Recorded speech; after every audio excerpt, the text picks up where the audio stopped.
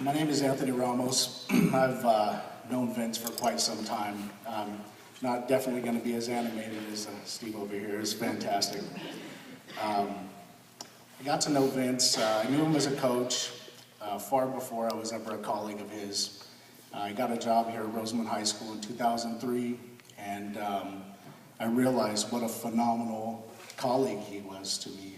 He provided me with information for the classroom, just anything I needed, lesson plan-wise, delivery-wise. I mean, he was a resource of information, a wealth of information. It wasn't just sports facts the man knew. He knew everything about every country in the world, demographic-wise, population, whatever you wanted to know about, this guy knew, and was free to share with you. But it wasn't until I figured out that he was such a wonderful fan of soccer that him and I had sparked up a friendship.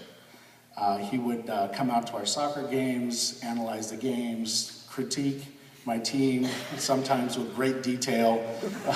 It's quite a bitter pill sometimes to hear some of the things he had to say, but it was that kind of critiquing that he did of sports that attributed to many of the banners that are hung in here today. If it wasn't for him, I'm sure the level of play that my teams had reached would not have happened.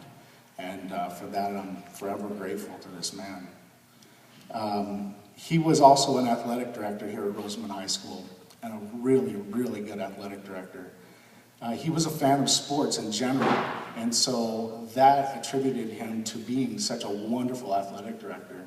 He would travel far and wide to just witness the game for himself. Whether it was Dunn High School or Thatcher or some team that we knew we were going to get our butts kicked by in the playoffs, he was always there. Downey High School for our finals and CIF, he was always there. And with that came a great amount of reassurance to know that there was somebody up there that's going to tell you exactly what we did right and wrong at all times. His coaching ability was something that was extraordinary. He had the ability to take children and turn them into young men. He took these kids that were mediocre and brought them to another level of play. And it was all because of his ability to instill in them a fighting drive, some kind of an instinctual drive to do the very best you could always. And really that's going to be Vince's living legacy, is you see these young men and women that he had coached and what they turn into in their adult lives and the way that they handle themselves in life is truly Vince's living legacy.